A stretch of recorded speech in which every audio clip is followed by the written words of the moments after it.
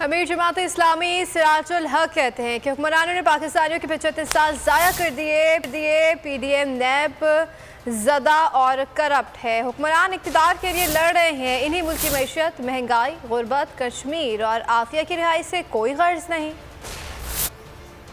Election سے قبل ہمارا مطالبہ یہ ہے کہ الیکشن ریفارمز ہو، الیکشن ریفارمز کے بعد جب بھی الیکشن ہو قوم کے لیے فائدہ مند ہوگا۔ ریفارمز کے بغیر الیکشن ایکسرسائز پر نتھنگ۔ سیلاب فنڈ کا حساب دی اس سے پہلے کہ لوگ گھروں سے نکلے اور ان کے ہاتھ تمہارے گریبانوں تک پہنچ جائیں۔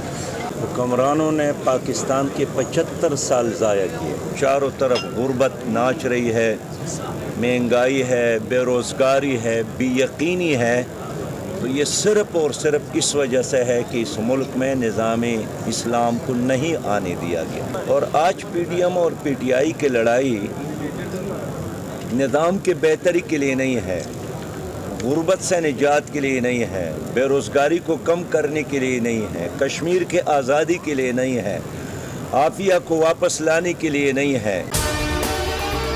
اگر آپ کو ہماری یہ ویڈیو پسند آئی ہے تو لائک پر کلک کیجیے۔ کپتان کا حقیقی آزادی مارچ، بول نیوز کی خصوصی کوریج۔ یہ ایک فیملی مارچ ہے۔ حقیقی آزادی مارچ جو ہے جی روڈ پر رواں دواں ہے۔ بولنے کی حق اور سچ کی بات۔ عمران خان کے کنٹینر کے قریب فائرنگ کا واقعہ پیش آیا، فائرنگ سے زخمی، اسپتال منتقل۔ قاتلانہ حملے سے کیا پردہ چاک، بول ہمیشہ بنا عوام کی آواز۔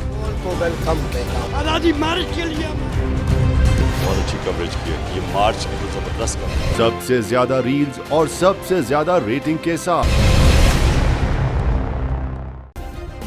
سبسکرائب کریں اور بیل دبائیں تاکہ کوئی خبر رہ نہ جائے۔